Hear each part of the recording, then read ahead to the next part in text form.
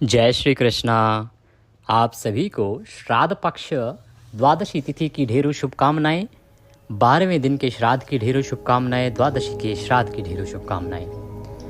प्रिय भक्तों, आज सूर्य के मुख से द्वादशी है, इसीलिए आपको आज द्वादशी का श्राद्ध करना चाहिए और अवश्य ही श्रवण करना चाहिए श्रीमद् भागवत गीता का 7वां अध्याय। श्रीमद् भागवत गीता का 7वां अध्याय पितरों की तृप्ति, उनकी मुक्ति और उनके कल्याण के लिए अत्यंत आवश्यक है। शास्त्र कहते हैं कि यदि विधि विधान से गीता का 7वां अध्याय श्रवण किया जाए और उसका पुण्य सही प्रकार से अपने पितरों को अर्पित किया जाए तो आपके पितर यदि कहीं किसी घोर नरक में भी हों तो वहाँ भी उनको तृप्ति प्राप्त होती है, उनका उद्धार होता है, यहाँ तक कि उन्हें मुक्ति भी मिल जाती है। इसीलिए श्राद्ध पक्ष में और कुछ महत्वपूर्ण तिथियों पर गीता का यह 7वां अध्याय अत्यंत ही प्रभावशाली कहा गया है। तो हम सुनेंगे गीता का 7वां अध्याय, साथ ही बताएंगे आपको कि किस विधि से आपको इसका जल अर्पण करना है, किस विधि से इसे श्रवण करना है और कैसे संकल्पित होके आपको यह पुण्य अपने पितरों को अर्पित करना है। जानकारी आरंभ करें और पाठ आरंभ करें उससे पहले आपसे निवेदन है कि यह पवित्र श्रीमद् भागवत गीता के अध्याय का वीडियो है, तो कृपया वीडियो को एक बार लाइक अवश्य कर दीजिएगा। परमेश्वर कृष्ण की कृपा प्राप्त करने के लिए कमेंट बॉक्स में अवश्य लिखिएगा जय श्री कृष्ण। आपके पितरों की प्रसन्नता के लिए लिखिएगा जय पितृदेव और आपके पितरों को गौलोक प्राप्त हो, इसके लिए ओम नमो भगवते वासुदेवाय। आप देख रहे हैं देवभूमि ज्योतिष संस्थान का प्रतिष्ठित यूट्यूब चैनल देवभूमि धार्मिक। हम यहाँ पर सभी व्रत और त्योहारों की सही शास्त्रीय जानकारी प्रदान करते हैं। ज्योतिष शास्त्र और पंचांग के आधार पर आपको बताते हैं कौन सी तिथि कब है, व्रत आदि कब करना है, क्या विधि है, क्या नियम है और क्या गलती आपको नहीं करनी है। आप किस प्रकार से व्रत पूजन आदि करेंगे और व्रत आदि करने की विधि क्या है, पारण की विधि क्या है, सही कथा क्या है। यदि आप सभी व्रत और त्योहारों की सही शास्त्रीय जानकारी पाते रहना चाहते हैं, सही स्तोत्र सही विधि से सुनते रहना चाहते हैं, तो कृपया चैनल को अभी सब्सक्राइब कीजिए और बेल आइकन को प्रेस कीजिए। जब आप सब्सक्राइब का बटन दबाएंगे तो वहां पर एक घंटी का निशान बना हुआ आएगा, बेल आइकन बना हुआ आएगा, उसको अवश्य दबाइएगा, तभी आपको हमारे सारे वीडियोस प्राप्त होंगे, अन्यथा आपसे जानकारी छूट जाएगी। तो कृपया चैनल को सब्सक्राइब करें और बेल आइकन को प्रेस करें। आइए अब जानकारी आरंभ करते हैं। पहले जानते हैं कि पाठ आरंभ करने से पहले आपको क्या करना है और फिर हम आपको पाठ श्रवण कराएंगे। प्रिय दर्शकों, आपको स्नान आदि से निवृत्त होकर स्वच्छ वस्त्र धारण करके एक लोटा लेना है, तांबे का या पीतल का। उसमें पहले थोड़ा सा गंगा जल भरिएगा, फिर शुद्ध जल भरिएगा। तदुपरांत उसमें थोड़े से काले तिल डालिएगा, एक पत्ता कम से कम तुलसी का डालिएगा, कुशा डालिएगा, सफ़ेद पुष्प हो तो वह डालिएगा, सफ़ेद चंदन हो तो वह भी डाल सकते हैं। ये सारी सामग्री लोटे में डाल के आसन लगाइए। आसन बिछा के और दक्षिण दिशा की ओर मुख करके बैठ जाइए। लोटे को अपने सामने रखिए और गीता के 7वें अध्याय का श्रवण करना आरंभ कीजिए। ये विधि है गीता के पाठ को सुनने की और ये कर्म है जो आपको पाठ शुरू करने से पहले करना है। तो अब आप लोटा भर लीजिए, सामग्री उसमें डाल लीजिए, आसन लगाइए, सामने रखिए लोटे को। हम पाठ आरंभ करते हैं और फिर श्रवण कीजिएगा। जब पाठ पूर्ण हो जाएगा तो आपको बताएंगे कि कैसे संकल्प करके यह पुण्य पितरों को अर्पित करना है और इस जल का तर्पण कैसे करना है, यह जल किस विधि से आप पितरों को अर्पित करेंगे। आइए गीता का 7वां अध्याय आरंभ करते हैं। भगवान वासुदेव के चरणों में मन को लगाइए। चित्त में भगवान का चरित्र और भगवान का चित्र धारण कीजिए। हम पाठ आरंभ करते हैं। बोलिए कृष्ण भगवान की जय। अथ श्रीमद् भागवत गीता 7वां अध्याय प्रारंभ।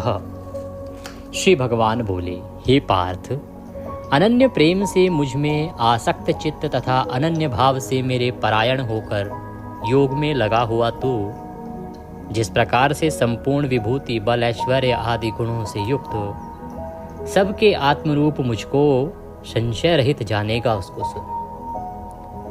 भगवान अर्जुन को कहते हैं कि हे अर्जुन, हे पार्थ, तुम्हारा प्रेम सदा मेरे भक्ति में लगा रहता है, तुम सदा मेरे परायण ही रहते हो। हे अर्जुन, मैं आज तुम्हें वह ज्ञान दूंगा जिसको पाकर तुम मेरा सही रूप जान पाओगे। तुम संशय रहित हो जाओगे कि संपूर्ण बल ऐश्वर्य गुणों से युक्त मैं सबका आत्मरूप हूं और मैं ही परमेश्वर हूं। मैं तेरे लिए इस विज्ञान सहित तत्व ज्ञान को संपूर्णतया कहूंगा। हे अर्जुन, तुम मुझे अति प्रिय हो, मैं तुम्हारी भक्ति से बड़ा प्रेम करता हूं, अतः मैं तुम्हारे लिए इस विज्ञान सहित तत्व ज्ञान को पूर्ण रूप से कहूंगा, जिसको जानकर संसार में फिर और कुछ भी जानने योग्य शेष ही नहीं रह जाएगा। अर्जुन, हजारों मनुष्यों में कोई एक मेरी प्राप्ति के लिए यत्न करता है, और उन यत्न करने वाले योगियों में भी कोई एक मेरे परायण होकर मुझको तत्व से अर्थात यथार्थ रूप से जानता है। ये जो इतना बड़ा जन समुदाय है, इनमें हजारों लोगों में से कोई एक ही होता है जो मुझे पाना चाहता है और मेरी प्राप्ति के लिए प्रयत्न करता है। और जो प्रयत्न करने वाले बहुत कम लोग हैं, उनमें भी कोई एक ही होता है जो मुझे यथार्थ रूप से जान पाता है। एक तो प्रयत्न ही बड़े कम लोग करते हैं मुझे जानने के लिए, और जो मुझे यथार्थ रूप से जान पाए वहां तक पहुंचने वाला तो कोई विरला ही होता है। भगवान कहते हैं कि पृथ्वी, जल, अग्नि, आकाश, वायु, मन, बुद्धि और अहंकार, इस प्रकार यह 8 प्रकार से विभाजित मेरी प्रकृति है। यह 8 प्रकार के भेदों वाली तो अपरा अर्थात मेरी जड़ प्रकृति है। और हे महाबाहो, इससे दूसरी को जिससे यह संपूर्ण जगत धारण किया जाता है, मेरी जीव रूपा परा अर्थात चेतन प्रकृति जान। हे अर्जुन, ये 8 रूपों वाली मेरी प्रकृति है और दूसरी मेरी चेतन प्रकृति है। ये 2 प्रकृतियां हैं जिनसे यह सृष्टि संचालित होती है या जिनसे इस सृष्टि के जीव उत्पन्न होते हैं। हे अर्जुन, तू ऐसा समझ कि संपूर्ण भूत इन दोनों प्रकृतियों से ही उत्पन्न होने वाले हैं। इस पृथ्वी के चराचर जगत के जितने भी जीव हैं, वो सब इन दोनों प्रकृतियों से ही उत्पन्न होते हैं, और मैं संपूर्ण जगत का प्रभव तथा प्रलय हूँ, अर्थात संपूर्ण जगत का मूल कारण हूँ। हे अर्जुन, ये जो संसार है, इस सब का प्रभव और प्रलय अर्थात आरंभकर्ता और नाशकर्ता, पालनकर्ता मैं ही हूँ, और इसका मूल कारण भी मैं ही हूँ। हे धनंजय, मुझसे भिन्न दूसरा कोई भी परम कारण नहीं है। यह संपूर्ण जगत सूत्र में सूत्र के मणियों के सदृश मुझ में गुथा हुआ है। हे अर्जुन, इस संसार के होने का मेरे सिवा कोई और कारण नहीं है। ये संसार केवल मेरे होने से ही है, और ये जो सारा जगत है, ये मेरे भीतर ही समाहित है और मुझ में ही गुथा हुआ है। हे अर्जुन, मैं जल में रस हूँ, चंद्रमा और सूर्य में प्रकाश हूँ, संपूर्ण वेदों में ओंकार हूँ और आकाश में शब्द और पुरुषों में पुरुषत्व हूँ। हे अर्जुन, ये जो जल में तुम रस देखते हो ना, वो रस कोई और नहीं है, वह भगवान वासुदेव ही हैं, भगवान कृष्ण ही हैं। और जो सूर्य तथा चंद्रमा में प्रकाश देखते हो, वह प्रकाश भी स्वयं वासुदेव के कारण ही है। और वेदों में जिस ओंकार की पूजा की जाती है, जिस ओंकार की बात आती है, वह ओंकार निराकार कोई और नहीं, स्वयं वासुदेव हैं। और आकाश में जो शब्द गुंजायमान होते हैं, वो भी भगवान वासुदेव के कारण ही होते हैं। पुरुषों में पुरुषत्व जो पैदा होता है, उसका कारण भी वासुदेव ही है। मैं पृथ्वी में पवित्र गंध और अग्नि में तेज हूँ, तथा संपूर्ण भूतों में उनका जीवन हूँ और तपस्वियों में तप हूँ। भगवान कहते हैं कि ये जो पृथ्वी है, पृथ्वी में जो पवित्र गंध महक जो देखते हो, वह भी मेरे ही कारण है। और अग्नि में जो तेज है, जिस तेज से अग्नि जला देती है, वह तेज भी, वह अग्नि भी मेरे ही कारण है तथा संपूर्ण भूतों में उनका जीवन, ये जितने भी चराचर जगत के प्राणी हैं, इन सभी प्राणियों का जो जीवन है वो भी मैं ही हूँ, अर्थात भगवान वासुदेव ही हैं। और तपस्वियों में जो तप दिखता है वह भी कारण रूप वासुदेव ही है। हे अर्जुन, तू संपूर्ण भूतों का सनातन बीज मुझको ही जान। मैं बुद्धिमानों की बुद्धि और तेजस्वियों का तेज हूँ। कहते हैं कि अर्जुन, ये जो संपूर्ण जगत है और जितने भी जीव इस सृष्टि में उत्पन्न हुए हैं, चाहे वो किसी भी योनि में क्यों ना हो, उन सभी का सनातन बीज मुझको ही समझना चाहिए, अर्थात वो मुझसे ही उत्पन्न हुए हैं, मेरे ही द्वारा उत्पन्न किए गए हैं। और बुद्धिमानों की बुद्धि तथा तेजस्वियों का तेज कोई और नहीं, भगवान वासुदेव ही है। हे भरत श्रेष्ठ, मैं बलवानों का आसक्ति और कामनाओं से रहित बल अर्थात सामर्थ्य हूँ। जो बलवान पुरुष होते हैं उनमें कामनाओं से रहित अर्थात कोई लालसा ना हो। कई बार आदमी कामनाओं में डूबा होता है, तो कामनाओं से रहित जो बल है, शुद्ध बल जिसे हम कहेंगे, और जो सामर्थ्य है वो भगवान वासुदेव ही हैं। और सब भूतों में धर्म के अनुकूल अर्थात शास्त्र के अनुकूल काम भी भगवान वासुदेव ही हैं। भगवान कहते हैं, और भी जो सत्व गुण, तम गुण और रजोगुण से उत्पन्न होने वाले भाव हैं, उन सबको तुम मुझसे ही होने वाले हैं ऐसा जान, परंतु वास्तव में उनमें मैं और वे मुझ में नहीं हैं। कि हे अर्जुन, सत्वगुण, तमोगुण और रजोगुण, ये 3 गुण कहे गए हैं। इन तीनों गुणों से जितने भी भाव उत्पन्न होते हैं वो मुझसे होने वाले हैं, ऐसा मनुष्य को समझना चाहिए। परंतु वास्तविकता तो ये है कि ये तीनों गुण ना तो मेरे भीतर विद्यमान हैं और ना ही इन तीनों गुणों के भीतर मैं विद्यमान हूँ। सीधा इशारा है कि जिस व्यक्ति के भीतर ये तीनों गुण होंगे उसे वासुदेव की कृपा कैसे प्राप्त हो सकती है। अतः सत रज तम तीनों गुणों से रहित मनुष्य ही कल्याण पाता है।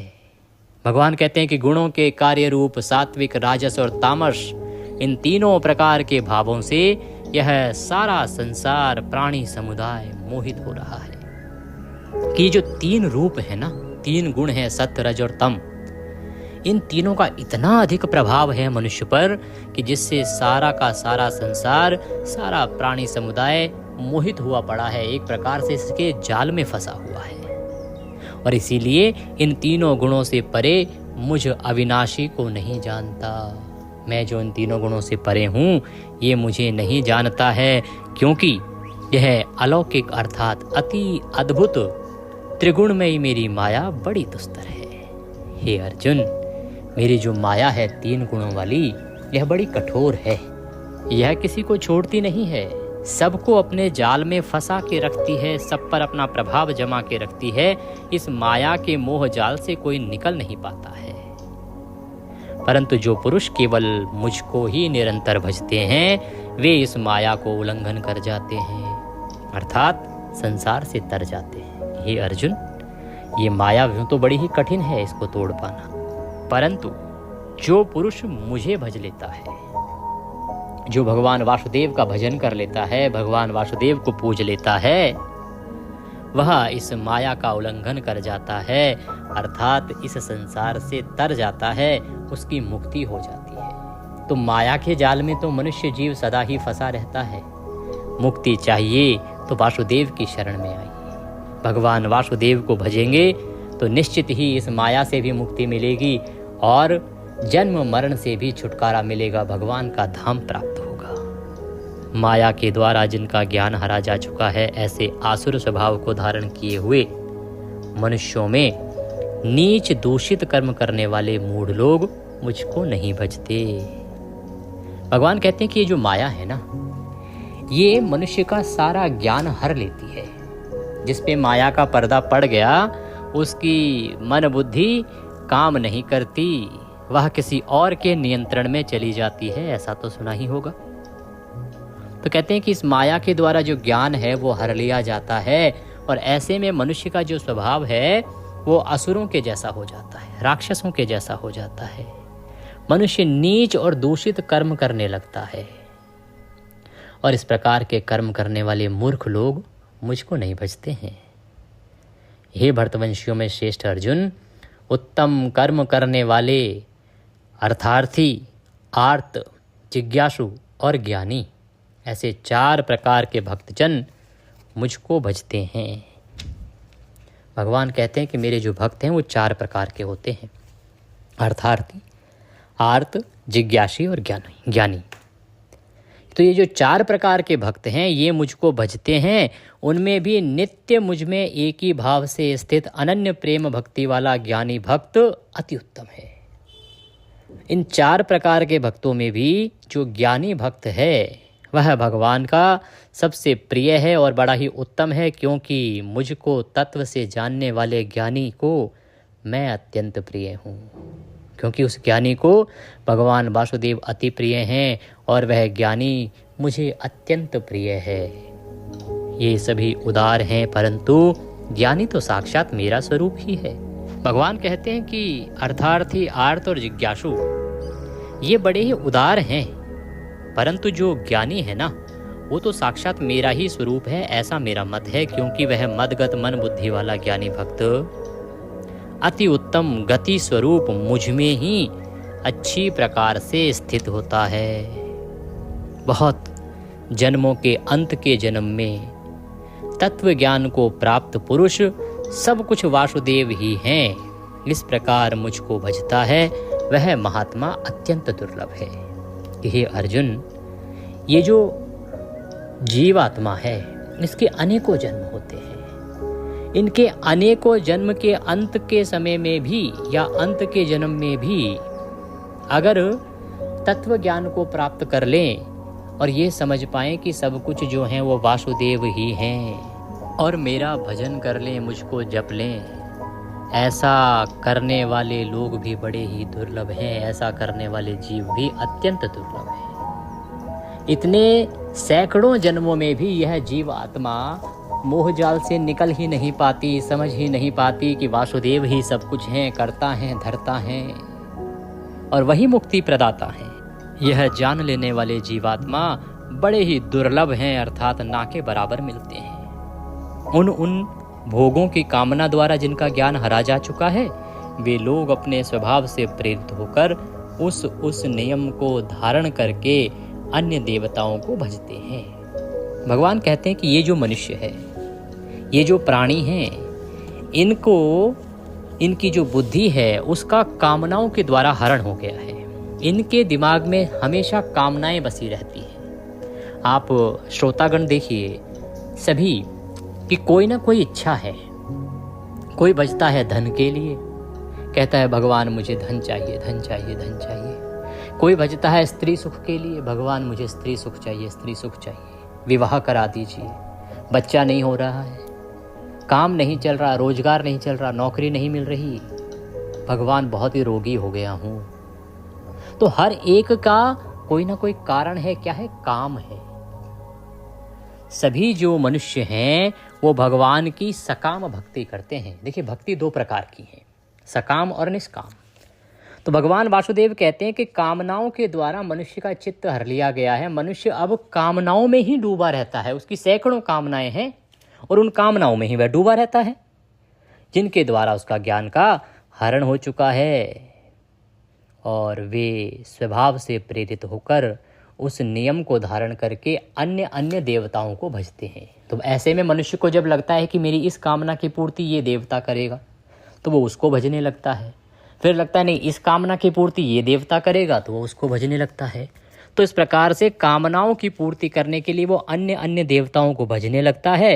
जो सकाम भक्त जिस देवता के स्वरूप को श्रद्धा से पूजना चाहता है उस भक्त की श्रद्धा को मैं उसी देवता के प्रति स्थिर कर देता हूँ। भगवान कहते हैं कि अब जब मनुष्य जिस देवता को भजने लगता है ना तो मैं कुछ ऐसा करता हूँ जिससे कि उसकी श्रद्धा उसी देवता में और अधिक प्रगाढ़ हो जाती है और उसी देवता के प्रति वह सदा समर्पित हो जाता है। वह पुरुष उस श्रद्धा से युक्त होकर उस देवता का पूजन करता है और उस देवता से मेरे द्वारा ही विधान किए हुए उन इच्छित भोगों को निसंदेह प्राप्त करता है। कि हे अर्जुन, मनुष्य जब उस देवता को पूजता है तो वह श्रद्धा से युक्त हो जाता है और उस श्रद्धा से युक्त होकर देवता का पूजन करता है। भगवान वासुदेव कहते हैं कि मैं उस देवता से मेरे द्वारा ही विधान किए हुए उन इच्छित भोगों को निसंदेह प्रदान करता हूँ। कि उस भक्त को उस देवता के माध्यम से उसकी इच्छाएं पूरी की जाती हैं। वास्तव में जो विधान हैं वो मेरे ही द्वारा किए गए होते हैं। जो उसको फल मिल रहा होता है वह मेरे ही द्वारा निर्धारित होता है, मेरे ही द्वारा दिया जा रहा होता है, मेरे से ही निर्धारण कराया गया होता है। परंतु मैं उसे उस अमुक देवता के माध्यम से उसको देता हूँ। इससे उसकी भक्ति उस देवता के प्रति और स्थिर हो जाती है कि भाई इसी देवता ने मेरी इच्छा की पूर्ति की है। वास्तव में वो जानता ही नहीं है कि ये सब करने वाला तो एक ही परमात्मा है। परंतु हे अर्जुन, उन अल्प बुद्धि वालों का वह फल नाशवान है तथा देवताओं को पूजने वाले देवताओं को प्राप्त होते हैं और मेरे भक्त चाहे जैसे ही भजें अंत में वे मुझको ही प्राप्त होते हैं। कि अर्जुन, ये जो मनुष्य समुदाय है जो सदा काम में डूबा रहता है, सदा कामना में आसक्त रहता है, ये समझ ही नहीं पाता कि ये जिस चीज़ की लालसा कर रहे हैं वह तो नश्वर है, आज नहीं तो कल नष्ट हो जानी है। फिर ऐसी भक्ति का क्या लाभ। तथा वे देवताओं को जो पूजने वाले होते हैं वे उन्हीं देवताओं के धाम को जाते हैं और मेरे भक्त चाहे जैसे ही भजें अंत में वे मुझको ही प्राप्त होते हैं। और जो मेरे भक्त होते हैं, जो मुझे भजते हैं, चाहे वो जिस मर्जी प्रकार से भजें, वो मेरे धाम को जाते हैं और मुक्त हो जाते हैं। बुद्धिहीन पुरुष मेरे अनुत्तम अविनाशी परम भाव को न जानते हुए मन इंद्रियों से परे मुझ सच्चिदानंदन घन परमात्मा को मनुष्य की भांति जन्म कर व्यक्ति भाव को प्राप्त हुआ मानते हैं। कि ये जो जन समुदाय है जो एक प्रकार से बुद्धिहीन हो गया है, ये मुझ अनुत्तम अविनाशी परमात्मा को जानता ही नहीं, भगवान वासुदेव को जानता ही नहीं है, पहचानता ही नहीं है और उस सच्चिदानंदन घन परमात्मा को भी मनुष्य की भांति जन्म कर मृत्यु को प्राप्त होने वाला समझता है। इनको लगता है कि ये भी जन्म लेते हैं फिर मृत्यु को प्राप्त होते हैं। अपनी योग माया से छिपा हुआ मैं सबके प्रत्यक्ष नहीं होता, इसलिए यह अज्ञानी जन समुदाय मुझे जन्म रहित अविनाशी परमेश्वर को नहीं जानता। हे अर्जुन, मैं सदा अपनी योग माया के द्वारा छिपा रहता हूँ, मैं प्रत्यक्ष नहीं आता हूँ। और यही कारण है कि ये जो अज्ञानी जन समुदाय है ये मुझे जन्म रहित अर्थात मुझ अजन्मा को पहचानता ही नहीं है, मुझे जन्म रहित अविनाशी परमेश्वर को नहीं जानता, मुझे जन्मने और मरने वाला समझता है। ये जो जन समुदाय है इसे लगता है कि मैं भी जन्म लेता हूँ, मृत्यु को प्राप्त होता हूँ और जैसे मनुष्य की परंपरा है उसी प्रकार से ये मुझे साधारण समझता है। हे अर्जुन, पूर्व में व्यतीत हुए और वर्तमान में स्थित तथा आगे होने वाले सब भूतों को मैं जानता हूँ। क्या पीछे घटित हुआ है, क्या आगे होने वाला है और क्या हो रहा है, यह केवल मैं ही जानता हूँ, क्योंकि ये मेरे ही द्वारा घटित हुआ होता है और घटित होने वाला होता है और घटित हो रहा होता है, क्योंकि इसका कारण रूप तो मैं ही हूँ। और कोई भी यह नहीं जानता कि आगे क्या घटित होगा, क्या घटित हुआ और क्या घटित हो रहा है। परंतु मुझको कोई भी श्रद्धा भक्ति रहित पुरुष नहीं जानता। परंतु ऐसा कोई व्यक्ति जिसमें श्रद्धा नहीं है, जो भक्ति से हीन है, वह मुझे नहीं जानता है। हे भरतवंशी अर्जुन, संसार में इच्छा और द्वेष से उत्पन्न सुख दुख आदि द्वंद्व रूप मोह से संपूर्ण प्राणी अत्यंत अज्ञानता को प्राप्त हो रहे हैं। ये अर्जुन, ये जो संसार है ना, इसमें इच्छा और द्वेष से बड़े सारे सुख दुख के रूप में द्वंद्व उत्पन्न हो रहे हैं। लोग मोह जाल में फंसे हैं सुख और दुख की, और इसी कारण से ये संपूर्ण प्राणी अज्ञानता को प्राप्त हो रहे हैं, अज्ञानी हो रहे हैं। परंतु निष्काम भाव से श्रेष्ठ कर्मों का आचरण करने वाले जिन पुरुषों का पाप नष्ट हो गया है, वे राग द्वेष जनित द्वंद्व रूप मोह से मुक्त दृढ़ निश्चयी भक्त मुझको सब प्रकार से भजते हैं। परंतु ऐसे व्यक्ति जो सदा निष्काम भक्ति करते हैं, श्रेष्ठ कामों का आचरण करते हैं, और जिन पुरुषों का जो पाप है वो नष्ट हो गया है, वे राग द्वेष जनित द्वंद्व मोह से दृढ़ निश्चयी भक्त सदा सब प्रकार से भगवान वासुदेव को ही भजते हैं। जो ज्ञानी हो गए हैं, जो निष्काम भक्ति करते हैं, उन्हें पता है कि मुक्ति भगवान परमेश्वर वासुदेव ही देंगे। तो जो मेरे शरण होकर जरा और मरण से छूटने के लिए यत्न करते हैं, वे पुरुष उस ब्रह्म को, संपूर्ण आध्यात्म को, संपूर्ण कर्म को जानते हैं।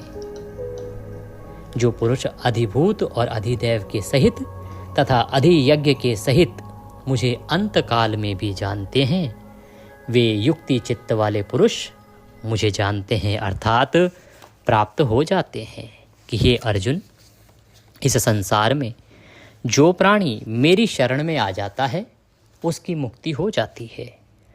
और यदि कोई प्राणी अपने जीवन के अंत समय में भी मुझे जान लेता है और मेरा भजन कर लेता है, तो मैं उसे मुक्ति प्रदान करता हूँ और वह जीवन मरण के चक्र से छूट जाता है तथा परमेश्वर को प्राप्त कर लेता है। ओम तत्सदिति श्रीमद्भागवत गीता उपनिषत्सु महाविद्यायाम योग शास्त्रे श्री कृष्ण अर्जुन संवादे ज्ञान विज्ञान योगो नाम 7वां अध्याय संपूर्ण। बोले कृष्ण भगवान की जय। इसी के साथ श्रीमद्भागवत गीता का यह 7वां अध्याय यहाँ पूर्ण होता है।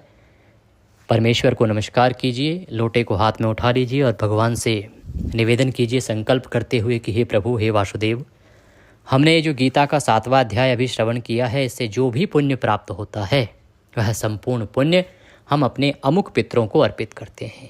हम अपने पितरों का नाम ले सकते हैं, उनके साथ जो संबंध है उसके माध्यम से बता सकते हैं, या सभी पितरों को दे सकते हैं इसका पुण्य कि हम अपने सभी पितरों को इसका पुण्य अर्पित करते हैं। यह पुण्य हमारे इन पितरों को प्राप्त हो और इससे वो तृप्त हों तथा जहाँ भी हैं वहाँ संतुष्ट हों, उन्हें सुख प्राप्त हो। इस प्रकार संकल्प कीजिए और फिर इस जल से तर्पण कीजिए। एक बड़ा पात्र ले लीजिए, आपका जो सीधा हाथ है उसमें अंगूठे और उंगली के बीच का जो क्षेत्र है वह पितृ तीर्थ है, वहाँ से आप जल को गिराते हुए तर्पण करेंगे दूसरे बड़े पात्र में। और तर्पण करते समय आप एक मंत्र बोलेंगे अपने पितरों को स्मरण करते हुए। यह मंत्र 5 बार या 11 बार बोला जा सकता है, ये इस पर निर्भर करता है कि आपके पास कितना जल है। आइए तर्पण आरंभ करते हैं। ओम ह्रीं श्रीं क्लीं स्वधा देव्यै स्वाहा।